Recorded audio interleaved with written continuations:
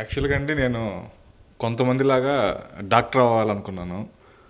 ఆ, కానీ అది అవ్వలేదండి. అంటే నాది ర్యాంక్ వచ్చి 3844 ర్యాంక్. మెడిసిన్లో అప్పట్లో రాలేదన్నమాట. అంటే టాకింగ్ అబౌట్ 94 అనమాట. కాకపోతే చిన్నప్పటి నుంచి పెయింటింగ్స్ అది వేసేవాడిని. Oil paintings, portraits. దాంట్లో కొన్ని నేషనల్ అవార్డ్స్ వచ్చాయి, స్టేట్ అవార్డ్స్ వచ్చాయి అప్పుడు. అండ్ దెన్ కోయిన్సిడెంట్స్గా ఏంటంటే జేఎన్టీలో ఫైన్ ఆర్ట్స్ జాయిన్ అయ్యాను. అది ఒక 5 years కోర్సు. అది కంప్లీట్ చేశాను. ఫస్ట్ 2 years పెయింటింగ్ తీసుకొని, అంటే నేను కూడా ఒక పెద్ద పెయింటర్ అవుదాం, రాజా రవివర్మ అంత కాకపోయినా ఏదో అలా అలా ఇష్టం అనమాట బేసిక్గా. తర్వాత ఫైనాన్షియల్ ఇష్యూస్ అవన్నీ ఇన్వాల్వ్ అయ్యేసరికి అప్లైడ్ ఆర్ట్ తీసుకొని, అంటే యాడ్ ఏజెన్సీ రిలేటెడ్ అనమాట అది కంప్లీట్ చేసి, అండ్ దెన్ ఢిల్లీలో 2 years కోర్స్ చేశాను అనమాట, మాస్టర్ ఆఫ్ డిజైనింగ్ ఐఐటీలో. ఐఐటీలో ఐ థింక్ మంచి ఒక kind of you know knowledge gain అయిందనమాట అక్కడ. అండ్ దెన్ అక్కడి నుంచి హైదరాబాద్ రావడం, కోయిన్సిడెంట్స్గా మళ్ళీ ఇక్కడ జస్టియర్లో అనే కంపెనీ, గంగరాజ్ గారు, ఆయన కంపెనీలో ఒక 2 years పార్ట్ టైం జాబ్ గురించి, 2 months పార్ట్ టైం జాబ్ గురించి ఆయన దగ్గర జాయిన్ అవ్వడం. ఆ తర్వాత వాళ్ళు అమృతం సీరియల్ లాంచ్ చేస్తున్నారు, ఆ సీరియల్కి పనిచేయడం. అక్కడి నుంచి అయితే అనే ఫిల్మ్కి ఆ డైరెక్షన్ చేయడం జరిగింది. ఫస్ట్ ఫిల్మ్ అది నాది. అండ్ దెన్ రాజమౌళి గారు, ఆయన తోటి ఇక టేక్ ఆఫ్ అయిందనమాట కెరియర్. ఆయనతోటి సింహాద్రి అన్అఫిషియల్గా చేశాను. తర్వాత ఇంకా అక్కడి నుంచి రాజమౌళి గారి ఫిలిమ్స్ అన్నీ ఆల్మోస్ట్ ఆయన ఫిలిమ్స్ చేయడం జరిగింది. గంగరాజ్ గారు through Chandrashekar Reddy, Chandu, and then నాకు ప్లాట్ఫామ్ని అరేంజ్ చేసింది రాజమౌళి గారు అనమాట. అక్కడి నుంచి కెరియర్ టిల్ ఈగా ఇప్పటి వరకు బాగానే ఉందండి కెరియర్.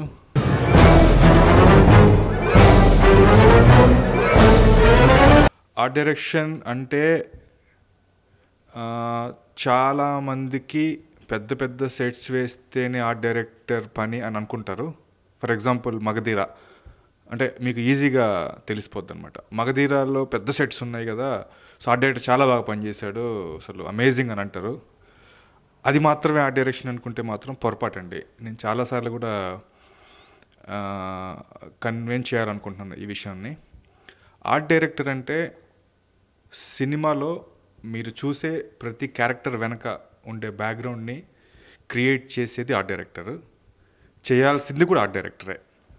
ఎందుకంటే డైరెక్టర్ గారు ఒక స్టోరీ నరేట్ చేసిన తర్వాత ఆయన చెప్పిన స్టోరీని, ఆయన ఇచ్చే ఎమోషన్ కానివ్వండి, ఆయనకి ఏం కావాలి, ఆయన ఏం ఎక్స్పెక్ట్ చేస్తున్నాడు మన దగ్గర అనేది చాలా క్లియర్గా అర్థం చేసుకుని, ఆయన పర్ల్స్ని, డైరెక్టర్ గారు పర్ల్స్ పట్టుకోవాలి, అప్పుడే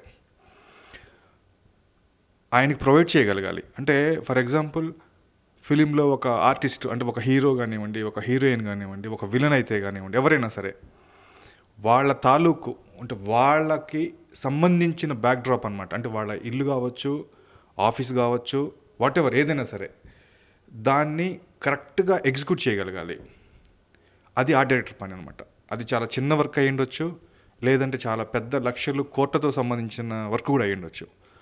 ఎప్పుడైతే ఆర్ట్ డైరెక్టర్ ఆ స్టోరీకి తగ్గట్టుగా బ్యాక్డ్రాప్ని క్రియేట్ చేయగలడో అది స్టోరీకి చాలా ఇంపార్టెన్స్ వస్తుంది అనమాట. ఇది ఆర్ట్ డైరెక్టర్ చేసే పని. నీకు ఈగ పిచ్చేంట్రా? ఒక బోర్డు ఈకి భయపడుతున్నావా? ఏంట్రా బోడీ ఈగ స్టోరీ చెప్పగానే 2 విషయాలండి. ఒకటి చాలా ఎక్సైట్మెంట్ అనమాట. అంటే అర్థమైపోయింది, ఈగ అనే సినిమాలో విలన్కి ఒక హౌస్ కావాలి, హీఈస్ ద బిల్డర్. ఆ బిల్డర్కి సంబంధించి ఒక కన్స్ట్రక్షన్ బ్యాక్డ్రాప్ ఉన్న విలన్ అనమాట. ఆయనకి సంబంధించి డెఫినెట్గా సెట్ ఉంటుంది కాబట్టి మనం చాలా బాగా చేయొచ్చు అనేది ఒకటి. రెండోదండి, ఈ సినిమాకి అయిపోయాను నేను 100%. ఎందుకంటే రాజమౌళి గారు ఈసారి నన్ను మామూలుగా ఉండదు, డెఫినెట్గా నన్ను ఇచ్చేసేస్తారు అని అనిపించింది. ఎందుకు అనిపించిందంటే ఆయన ఈగతో తీస్తున్నారు సినిమా. నేను చాలా ఎక్స్పెక్ట్ చేశా. అంటే ఈగ గురించి రీసెర్చ్లు లేకపోతే ఇంకా నా ఏదో లేకపోతే దాని గురించి రకరకాలుగా బ్రెయిన్ పనిచేసింది అనమాట నాకు. అంటే ఇంకా దాన్ని రీసెర్చ్ చేయలేము, అది ఎలా పనిచేస్తుంది, అది అలా ఎలా ఎగురుతుంది, లేకపోతే అది అసలు అదేంది ఉంటుంది, ఈ రేంజ్లో నన్ను అంటే నా దగ్గర ఎక్స్పెక్ట్ చేస్తారేమో అన్నది ఎక్స్పెక్ట్ చేశాను డెఫినెట్గా నేను. ఎందుకంటే మగధీర సినిమా అప్పుడు కూడా మేము అలానే చేసాం. లైక్ చారియట్ గురించి కానివ్వండి, హెలికాప్టర్ గురించి కానివ్వండి, వాట్ ఎవర్, శాండ్, చాలా రకాలుగా రీసెర్చ్ చేశాను నేను, చాలా చేశాను ఆ సినిమాకి అన్ని రకాలుగా. అలానే అనుకుని ఇక్కడ కూడా నేను అలానే అనిపించి కొద్ది భయం కూడా వేసింది నాకు. అంటే ఓకే, ఈ ఫిలింలో చాలా వర్క్ ఉంటుంది నాకు అసలు యాజ్ ఆర్ట్ డైరెక్టర్గా మ్యాసివ్ వర్క్ ఉంది అనిపించింది. బట్ రాజమౌళి గారు నాకు ఆ ఛాన్స్ ఇవ్వలేదండి. ఎందుకంటే ఈ సెట్ వరకే నేను ఎక్కువ ఇన్వాల్వ్ అయ్యాను సినిమాలో. తర్వాత డ్యూ టు నాకున్న కొన్ని పక్కన 2-3 అనుకోకుండా కొన్ని ప్రాజెక్ట్స్ రావడం, దట్టు ఇది రీజన్ కాదు, ఆయనకి ఆ ఈగ సబ్జెక్ట్ మీద అంత కమాండింగ్, అంత నాలెడ్జ్ ఉంది. అందుకనే ఆయనే స్వయంగా ఆ రీసెర్చ్ కానివ్వండి, దానికి సంబంధించి వాట్ ఎవర్ లైబ్రరీ మొత్తం తనే సోర్స్ చేసుకున్నారు. సో దానివల్ల నాకు వర్క్ బాగా తగ్గిపోయింది.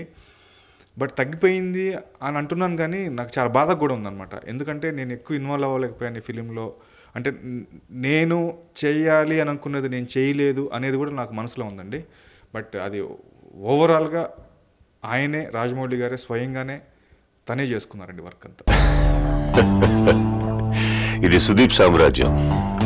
దీన్ని ముట్టుకునే మగాడు ఇంకా పుట్టలేదు.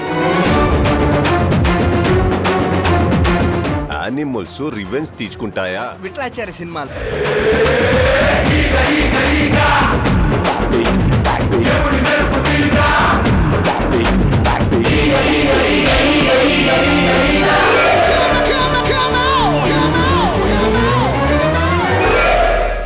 ఒకటే సెట్ ఉంది బేసిక్గా. ఇది విలన్ సంబంధించిన హౌస్ అనమాట. Villain is a builder, construction company ఉంది ఆయనకి. అతనికి మ్యారేజ్ అయింది, వైఫ్ లేరు, ఇంట్లో బ్యాచులర్గా ఉంటారు. ఆయనకి తగ్గట్టుగా స్టోరీకి అవసరంగా రామానాయుడు స్టూడియోలో ఫిలిం నగర్లో సెట్ వేసామండి. తర్వాత హీరోయిన్ హౌస్ ఒకటి ఉంది, అది కాలనీలో చేసాము. దాన్ని ఆ అమ్మాయి బెడ్రూమ్ వచ్చేసి సేమ్ సెట్లోనే, ఈగ సెట్లోనే ఒక పార్ట్ కింద డివైడ్ చేసి దాంట్లో చేసాం. సెట్స్ ఎప్పుడు ప్రిఫర్ చేస్తారంటే అండి, జనరల్గా షూటింగ్ డేస్ ఎక్కువ ఉంటే ఒక రీజన్ అండి. ఇంకోటి కంఫర్టబుల్గా ఉంటుంది సెట్. అనుకోండి మనకి హీరోయిన్ డేట్స్ లేకపోతే ఆర్టిస్ట్ డేట్లు క్లాష్ వస్తున్నా అది మన కంట్రోల్లో ఉంటుంది. ఇంకోటి మనకు కావాల్సినట్టుగా మనకి ఓవరాల్గా మనకు గ్రిప్లో ఉండేటట్టుగా ఉన్నప్పుడే మనం సెట్స్కి వెళ్తాము. బయట అనుకోండి ఒక 10 days చేస్తాం, అన్ఎక్స్పెక్టెడ్గా ఏదో డేట్స్ ప్రాబ్లం వస్తుంది, మళ్ళీ ఒక 10 days తర్వాత మళ్ళీ షూటింగ్ అంటే కొద్దిగా ప్రాబ్లం అవుతుంది బడ్జెట్ వైజ్ అంతా. సో సెట్స్కి వెళ్తే బాగుంటుంది. బట్ సెట్స్కి వెళ్ళినప్పుడు ఏంటంటే స్క్రీన్ టైం ఎక్కువ ఉంటే ఇంకా చాలా ప్లస్ పాయింట్ అనమాట. సపోజ్ ఈగ కానివ్వండి, మర్యాద రామన్న కానివ్వండి, ఇవన్నీ బెస్ట్ ఎగ్జాంపుల్స్ అనమాట. అంటే స్క్రీన్ మీద అట్లీస్ట్ మినిమం 30 minutes అలా ఉంటే ఓవరాల్గా ప్రాపర్టీస్ మనమే చేసుకోవచ్చు. ఈవెన్ బడ్జెట్ కంట్రోల్లో ఉంటుంది, మనకు కావాల్సినట్టుగా చేసుకోవచ్చు. లైక్ వాల్ బ్రేక్ చేయాలన్నా లేకపోతే ఏదైనా తీసేయాలన్నా కూడా అదంతా మన కంట్రోల్లో ఉంటుంది. లైటింగ్ పర్పస్ కానివ్వండి, ఇవన్నీ ప్లస్ పాయింట్స్. ఈగలు మనుషుల్ని గుర్తుపెట్టుకొని ప్లాన్ చేసి అటాక్ చేస్తాయి. ఒక ఈగ నన్ను చంపడానికి ట్రై చేస్తుంది.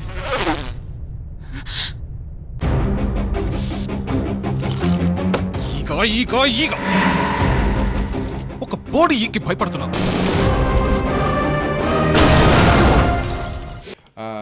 ఈగ సెట్ బడ్జెట్ ఒకటి వేసారండి ఫస్ట్లో. ఐ థింక్ దాంట్లోనే కంప్లీట్ చేసాం మేము మొత్తం సెట్ మొత్తం 1,25 lakhs అయిందనమాట. అంటే ఇంక్లూడింగ్ ప్రాపర్టీస్ అనమాట. అంటే ప్రాపర్టీస్ అంటే ఈ ఇంట్లో దిస్ ఈజ్ ఓవరాల్గా సెట్ మేడ్ విత్ ప్లైవుడ్ అనమాట. మళ్ళీ లాస్ట్ టైం మర్యాద రావన్న లాగానే కొద్దిగా టెక్స్చర్ ఆ ఫిలింలో లాగా టెక్స్చర్ యూస్ చేసాము. అండ్ దెన్ ఈ సోఫాస్ కానివ్వండి, బెడ్, ఆల్ ప్రాపర్టీస్ అనమాట except electronic goods and kitchen crockeries తప్ప అన్నీ మేడ్ అనమాట, మొత్తం చేసినవి ఇవన్నీ. జనరల్గా ఏంటంటే ఏదైనా సెట్ వేస్తే షూటింగ్ అయిన తర్వాత దీన్ని రెంట్కి ఇచ్చుకుందాం లేకపోతే ఇంకో దానికి ఇచ్చేద్దాం అనే మైండ్ సెట్ ఉంటుంది బేసిక్గా. కానీ మా నంది ఏంటంటే దీన్ని మామూలుగా కాదనమాట. ఏదో ఒక ఎర్త్ కేక్ వచ్చిన తర్వాత ఎలా ఉంటుంది ఇల్లు అలా తయారు చేసి పెట్టారు దీన్ని. అంటే కావాలని చేయలేదండి. షూటింగ్లోనే స్టోరీలోనే విలన్ షూట్ చేస్తుంటాడు అనమాట. ఆ ఫ్లై మిస్ అవుతూ ఉంటుంది ఇంట్లో. తర్వాత ఆయన షూట్ చేస్తారు మొత్తం అనమాట. ఆ షూట్లోనే మొత్తం హౌస్ తన ఇష్టం అనమాట. ఆయన ఎలా కావాలంటే అలా ఒక యూనో ఒక ఇంట్లోకి దొంగలు పడి ఇప్పుడు బాంబేలో కన్నా తాజ్ హోటల్ ఎలా జరిగింది, కసబ్ వాళ్ళది షూటింగ్ ఆ రేంజ్లో ఆడుకున్నారనమాట ఇంటిని. ఆ రేంజ్లో మొత్తం స్మాష్ చేశారు హౌస్ని. బట్ నాకేమీ బాధ అనిపించలేదండి, ఎందుకంటే నాకు చాలా ఎక్సైట్మెంట్ అనమాట ఇటువంటిని చెడగొట్టడం అనేది నాకు బాగా నచ్చిన ఇది. ఆయనకు అనుకున్నట్టుగానే మొత్తం ఆ బ్రిడ్జ్ ర్యాంప్ పడగొట్టేసి వాల్స్ అంతా బ్రేక్ చేసి చాలా ఇదిగా ఉంది. మీకు చూపిస్తాను నేను ఇప్పుడు వితిన్ ఫ్యూ మినిట్స్లో. ఈ 4 పిల్లర్స్లో ఒక పిల్లర్ బ్రేక్ అవ్వాలన్నారు, షూట్ చేస్తే ఇది పగిలిపోవాలన్నారు. ఫస్ట్ మేము చేసింది ఏంటంటే హాలో అనమాట. యాక్చువల్గా దీని లోపల ఐరన్ ఉంటుందండి, హాలో ఉంటుంది. అప్పుడు మాకు అంత ఐడియా లేదనమాట, దీన్ని బ్లాస్ట్ చేస్తారు అన్నట్టుగా తెలీదు. తర్వాత ఇది కట్ చేసి దీని లోపల మళ్ళీ ఫేక్ వుడ్ అనమాట ఇది, అంటే ఎక్కువ తగిలినా కూడా ఎక్కువ దెబ్బ తగలదు ఇది. సో ఇది క్రియేట్ చేసి పెట్టాం అనమాట ఇది. సో ఇలాంటి డ్యామేజెస్ చాలా ఉన్నాయి సెట్లో. సో ఈ 3 అలా. ఇంకోటి ఏంటంటే ఈ బ్లాస్ట్ అయినప్పుడు ఇది మాత్రమే పేలాలా, నెంబర్ 1 ఇదే బ్రేక్ అవ్వాలి, ఇక్కడి నుంచి ఇక్కడికి అవ్వాలని ఆయన చెప్పారు. ఇదే బ్లాస్ట్ అవ్వాలన్నారు ఫస్ట్, అంటే పక్క వాటికి డ్యామేజ్ అవ్వకూడదు అన్నారు. అందేన్ తర్వాత ఇటు సైడ్ షూట్ చేస్తే అటు వెనక పడాలి, ఇక ముందుకు రాకూడదు అని ఇలాంటి కొన్ని కొద్దిగా కాంప్లికేటెడ్ థింగ్స్ అనమాట ఇవన్నీ. సో ఫైనల్గా బాగా వచ్చిందండి ఇది. సో ఇలాంటివి సెట్లు చాలా ఉన్నాయండి. ఇది ఒకటి, అక్కడ పిల్లర్ ఒకటి, ఈవెన్ ఒక పైన ఈ హోల్స్ కనిపిస్తున్నాయి చూసారా, ఇవన్నీ డ్యామేజెస్ జరిగాయి. ఇవ్వండి పిల్లర్ ఈ ఫస్ట్ ఇలా ఉండేది అనమాట యాక్చువల్గా. అంటే ఇది కూడా కొద్దిగా ఇన్స్పిరేషన్ అనమాట. విష్పూర్ వ్యాలీ డౌన్లోకి వెళ్తూ ఉంటే రోజు కార్లో అక్కడ ఇది తయారు చేసేవాళ్ళు కనిపించారనమాట. వాళ్ళని ఎలాగైనా ఈస్ట్ చేసుకుందాం అని ఒక చిన్న ఐడియా వచ్చి, యాక్చువల్గా అయితే మామూలుగా కాంక్రీట్ పిల్లర్ కింద లేకుంటే ఆ వుడ్ పిల్లర్ కింద చూపించచ్చు, వాళ్ళని ఎలాగైనా ఈస్ట్ చేసుకుందామని వాళ్ళతో తీసుకొచ్చి చేయించాను ఇది. వాళ్ళు సరిగ్గా చేయకపోయేసరికి నాగార్జున సాగర్ దగ్గర కొంతమంది పనిచేసేవాళ్ళు ఇలాంటి వర్క్ అనమాట. సో వాళ్ళని తీసుకొచ్చి చేయించాను ఇది. ఇలాంటిది అక్కడ కూడా ఉందండి, కాకపోతే అది బ్లాస్ట్లో ఇరిగిపోయింది, మొత్తం పగిలిపోయింది అది. తర్వాత హీరోయిన్ లోపల హైడ్ అవ్వడం సీన్స్ అవన్నీ తీశారు. ఇంట్రెస్టింగ్గా కొత్తగా ఉంది అది. కాంటెంపరీ హౌస్లో ఒక చిన్న మంచి ఎలిమెంట్ అనమాట అది. ఇప్పుడు యాక్చువల్గా నా ప్లేస్లో పిల్లర్ ఉండేది, పిల్లర్ లేదు, ఇక్కడికి కట్ అయిపోయింది ఇప్పుడు. సో ఇది నాకు బాగా బెస్ట్ వర్క్ అనమాట. నాకు కాంటెంపరీ హౌస్ ఈగ సినిమాలో చేశాను. అంటే నేను ఒక్కడనే కాదని చేసింది, రాజమౌళి గారుకి నేను థ్యాంక్స్ చెప్పాలి. ఎట్ ద సేమ్ టైం నేను సెట్ చేసి వెళ్ళిపోతే మా లైన్ ప్రొడ్యూసర్ వల్లి మేడం అనమాట, ఆమె బాగా కేర్ తీసుకున్నారు. అంటే మా వర్కర్స్ చేత పని చేయించడం కానివ్వండి, అవి జరగడం, ఆమె చాలా బాగా కేర్ తీసుకున్నారు అనమాట. అంటే జనరల్గా వర్కర్స్ ఎలా ఉంటారంటే, ఆడైతే వెళ్ళిపోయాడు కదా మనతో పెద్ద పని ఏంటి అని చెప్పి వాళ్ళు పెద్ద క్లీనింగ్ అది చేయరు. తను బాగా కేర్ తీసుకుంది సెట్ని. అంటే ఫిలింలో మీకు అంత బాగా కనిపించింది అంటే that credit goes to Valli madam. ఈ సెట్ వేయడానికి ఫస్ట్లో ఒక కాంట్రాక్ట్ కింద తీసుకోమన్నారు. అది బేసిక్గా మన మెయిన్ సెట్కి సెట్ అవ్వదు, దానికి రమా సపోర్ట్ చేసింది బాగా. అయింది చెయ్యి అని తను చెప్పడం. సో తను ఇచ్చిన భరోసాతోటి ఇంత పెద్ద సెట్ ఇంత క్వాలిటీతో ఇవ్వగలిగాను నేను. సో వీళ్ళంతా ఈ సెట్ బాగా రావడానికి main persons. At the same time my workers, carpenters కానివ్వండి, పెయింటర్స్, మోల్డర్స్, వీళ్ళంతా ఉన్నారండి. మీరు చూసే ఈ పైన అనమాట, అంటే హాల్లో నుంచి స్టడీ రూమ్కి ఒక ర్యాంప్, ఒక బ్రిడ్జ్ లాంటిది ఒకటి వేసాము. ఇది మొత్తం షూట్అవుట్లో కొలాప్స్ అయిపోయింది అనమాట. అంటే ఇలాంటివి చాలా ఉన్నాయండి సెట్లో. ఈవెన్ దో పిల్లర్స్ కానివ్వండి, వాట్ ఎవర్ వాల్స్ మొత్తం బ్రేక్ చేశారు. ఇక్కడ ఇంకోటి ఏంటంటే, ఈ సెట్ వేసిన తర్వాత లాస్ట్ ఇంకా ప్యాకప్ లైక్ షూటింగ్ అయిపోయి ఒక 1 month ముందు తెలిసిందనమాట, ఇది సెట్ కొలాప్స్ చేస్తున్నారు, షూట్అవుట్ అని అన్నారు. నేను కొద్దిగా ఎక్సైట్ అయ్యాను యాక్చువల్గా చెప్పాలంటే. అంటే అదేంటి సెట్ మొత్తం తీసేస్తూ ఉంటే ఎవరికైనా బాధేస్తుంది కదా అని అంటారు. బట్ నాకేంటంటే అంటే ఇలాంటివి ఎప్పుడు ఆడేటికి ఛాన్స్ రాదండి. ఎంతసేపు సెట్ వేసాము వెళ్ళిపోయాం అయిపోయిందంటే తీసేస్తూ ఉంటారు జనరల్గా సాంగ్ సెట్ కానివ్వండి ఇంకేదన్నా కానీ. బట్ ఒక ప్రేమతోటి ఒక 4 నెలలు 5 నెలలు దీని మీద కూర్చొని రోజు వచ్చి చూసుకొని చేసిన హౌస్ కాబట్టి కొద్దిగా బాధ ఉంటుంది కదా అని అడుగుతారు. బట్ నాకేంటంటే ఇక్కడ కూడా ఒక ఆర్ట్ చూపించవచ్చు అనమాట. అంటే ఎలా వాల్ బ్రేక్ అయింది, బాంబు బ్లాస్ట్ చేస్తే ఎలా అయింది, లేకుంటే గన్ను పేలిస్తే ఆ వాల్ ఎలా బ్రేక్ అవుతుంది అనేది కొద్దిగా ఇంజనీరింగ్ వర్క్ అనమాట అది. సో డైరెక్టర్ గారు నాకు ఇక్కడ బ్లాస్ట్ అవ్వాలి, లేకపోతే బ్రిడ్జ్ పడిపోవాలి, అండ్ దెన్ నేను కొన్ని వాల్స్ బ్రేక్ చేయడం, ఇవన్నీ ఏంటంటే ఒక్క టేక్లో ఓకే అయితేనే అయినట్టండి, లేదంటే మళ్ళీ చాలా ప్రాబ్లం అయిపోద్ది. సో దాని గురించి కొద్దిగా కేర్ తీసుకున్నాము. సో ఇప్పుడు ఈ బ్రిడ్జ్ పైన మీరు చూసింది సింగిల్ టేక్లో ఓకే అవ్వాలి, లేదు మళ్ళీ దీన్ని ఓకే అవ్వలేదంటే తీసి మళ్ళీ అసెంబుల్ చేయాలంటే ఇట్ విల్ టేక్ టైం, చాలా టైం పడుతుంది, ఒక 1 వీక్ 10 డేస్ పట్టేస్తుంది. సో ఇలాంటివి కొద్దిగా ఛాలెంజింగ్గా ఉంటాయి, బాగా ఇంట్రెస్టింగ్గా ఉంటాయి. సో నేను ఇంకా ఎక్కువ పేల్చేద్దాం అన్న మైండ్ సెట్లో ఉన్నాను, కానీ ఆయన కొద్దిగా క్యాల్కులేట్ చేసి ఇంత అక్కర్లేదు, ఎంతవరకు కావాలో అంతే అని ఆయన హీఈస్ వెరీ పర్టికులర్ అనమాట. చాలా తనకి ఎంతవరకు కావాలో అంతవరకే తీసుకుంటారు రాజమౌళి గారు. సో అందుకని నేను అనుకున్నంత కాకుండా తనకి ఎంత కావాలో అంతే దీన్ని యూజ్ చేసుకున్నారు లాస్ట్లో.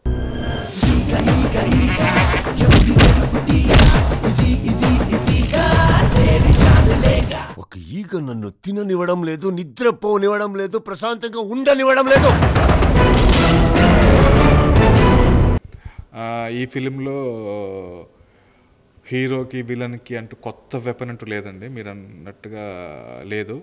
బట్ ఈగ తయారు చేయడం అనేది మేము కొన్ని లైవ్ సైజులో ఒక ఫ్లైస్ చేసాం కొన్ని స్టార్టింగ్లో, దాని తర్వాత మాకు అంత పని లేకుండా పోయింది, ఆయన సీజీలోనే మొత్తం క్రియేట్ చేసుకున్నారు.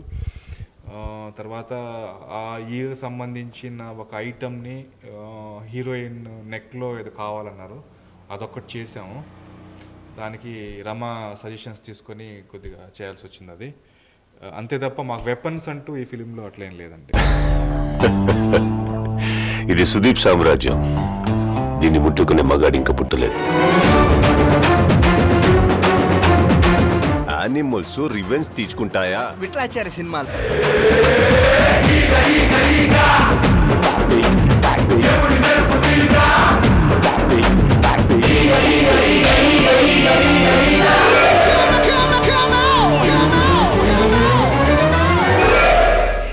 మిగతా డైరెక్టర్కి రాజమౌళి గారికి అని చెప్పడం కంటే అండి, రాజమౌళి గారితో చేయాలంటే మాత్రం చాలా కంఫర్ట్ ఉంటుంది. బేసిక్గా కొన్ని ఉన్నాయండి. రాజమౌళి గారు దగ్గరికి వెళ్ళాలి ఒక టెక్నీషియన్గా అంటే 24 hours ఆయన డోర్స్ ఓపెన్ ఉంటాయి. 24 hours 365 days any time anywhere అనమాట. అది చాలా చాలా plus point for technicians.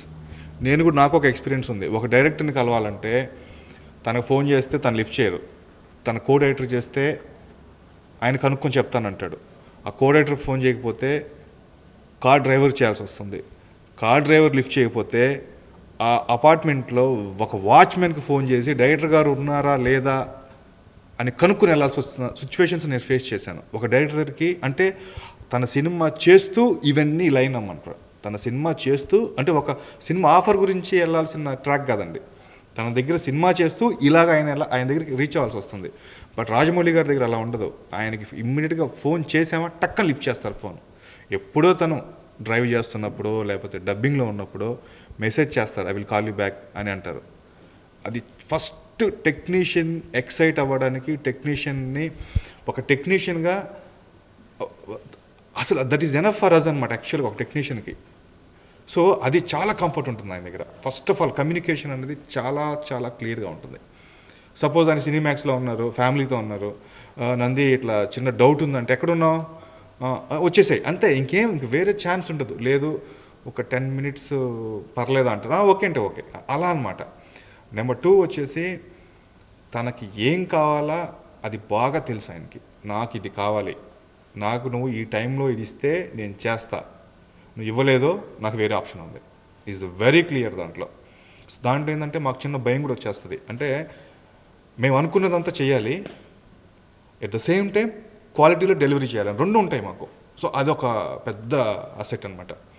Number 3 వచ్చేసి ఏం చెప్పినా ఆయన వింటారు. First is a very good listener అనమాట. ఏంటన్నా చెప్పండి మీరు, ఇది చేస్తే బాగుంటుంది, ఇది ఇలా ఉంటుంది, ఇది అలా ఉంటుంది, అన్నీ విన్న తర్వాత ఆయన ఒక బడ్జెట్ వైజ్ కానివ్వండి, ఒక ప్రాక్టికల్ థింగ్ కానివ్వండి, ఒక టైం ఇంత టైంలో చేయాలి అవన్నీ మాకంటే ఆయన ఈజ్ వెరీ క్లియర్ అనమాట. అంత సీన్ లేదమ్మా, ఇదిగో నాకు ఈ టైంలో నాకు ఇది ఇచ్చేసేయి, ఈ టైంలో నాకు ఇంత చాలు, నాకు ఇది సరిపోద్ది, నాకు ఇంత అక్కర్లేదు అని డిస్కషన్ పెడతారు ఆయన. ఇవి చాలా ప్లస్ పాయింట్స్ ఆయన దగ్గర. ఇంకోటి నేను చెప్పాల్సిన అవసరం లేదు, he is very down to earth. అది నేను కొత్తగా ఏమీ చెప్పాల్సిన అవసరం లేదు. ఇవన్నీ ఆయన దగ్గర ఉన్నాయి. అందుకని ఏంటంటే ఆయన దగ్గర చేయడానికి చాలా ఇష్టపడతారు ఎవరైనా సరే. ఇంకోటి కూడా ఉందండి, ఒక్కసారి ఇంట్లోకి వెళ్ళామా బయటికి రాలేం, అది మన చేతుల్లో లేదు. అది ఎంటర్ ది డ్రాగన్ అంటూ ఉంటాను నేను. వెళ్ళడం వరకు మన డ్యూటీ, వెళ్ళిన తర్వాత మన చేతుల్లో లేదనమాట. అంటే టైం తెలియదు ఆయన దగ్గరికి వెళ్తే. ఇది అది ఇది ఆ విషయాలు ఈ విషయాలు ఫ్యామిలీ విషయాలు మొత్తం మాట్లాడుకుంటూ ఉంటాం అనమాట. అది చాలా హెల్తీ అట్మాస్ఫియర్ ఉంటుంది ఆయన దగ్గర. సో ఆయన దగ్గర చేయడం అనేది చాలా ప్లస్ పాయింట్ అవుతుంది. ఒక్కటేంటంటే ఆయనతో సినిమా చేసేటప్పుడు, అంటే నా గురించి నేను చెప్తున్నాను, వేరే సినిమాల మీద ఎక్కువ కాన్సన్ట్రేట్ చేయలేం. ఎందుకంటే ఆయన అంత ఇన్వాల్వ్ అయిపోతారు, మమ్మల్ని కూడా అలా చేస్తారు. అందుకని ఆయన సినిమా చేసేటప్పుడు ఏదన్నా చిన్న ప్రాజెక్టులు చేసుకుంటేనే నేను సేఫ్. సైమల్టేనియస్గా ఒక పెద్ద ప్రాజెక్ట్ అంటే ఇట్స్ వెరీ డిఫికల్ట్. కొంచెము అర్థమైన కొంచెము కసురుకున్నా మరి కొంచెము కొసరి నవ్వినా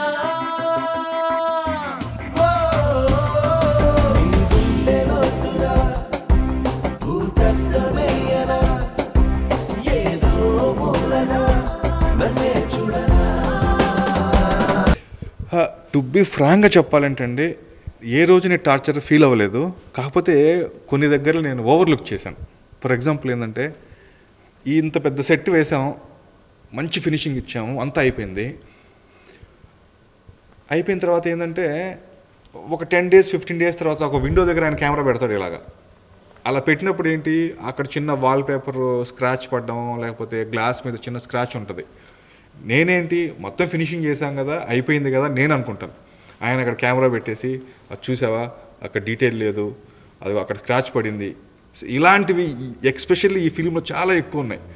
అక్కడ మాత్రం నాకు అసలు, అంటే చేసింది వాస్తవం, నేను ఫినిషింగ్ బాగా ఇచ్చింది కరెక్టే, కానీ అక్కడ ఫినిషింగ్ లేనిది కూడా కరెక్టే.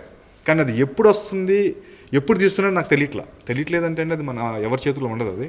అది నేను చూసుకోవాల్సిన డ్యూటీ అనమాట. అది నేను మా అసిస్టెంట్ల మీద వదిలేయడం, వాళ్ళు ఏంటంటే బాగానే ఉంది సెట్ అని వాడు అక్కడ ఆ విషయాల్లో మాత్రం నాకు బాగా పెయిన్ అనమాట. అంటే చేస్తూ ఉన్నాం, బట్ అది లైటింగ్ డిపార్ట్మెంట్ కానివ్వండి, క్రేన్ కానీ ఎవరో ఏదో ఒకటి తగులుతూ ఉంటుంది. అది నేను కొద్ది ఫాలో చేసుకోలేకపోయాను. అక్కడ మాత్రం నేను బాగా అప్సెట్ అయ్యాను. యాక్చువల్గా చెప్పాలంటే అప్సెట్ అవ్వడం ఎలా అయిందంటే, ఈయన ఇంత ఫినిషింగ్ అడుగుతున్నాడు ఏంటి బాబు, అసలు నాకు అర్థం కావట్లేదు. అది మెయిన్ బాధ నాకు. అక్కడ నేను బాగా కొద్దిగా అన్హ్యాపీగా ఉన్నాను అనమాట. అంటే ఆయన అడగడం తప్పు కాదు, నేను చేయకపోవడం తప్పు.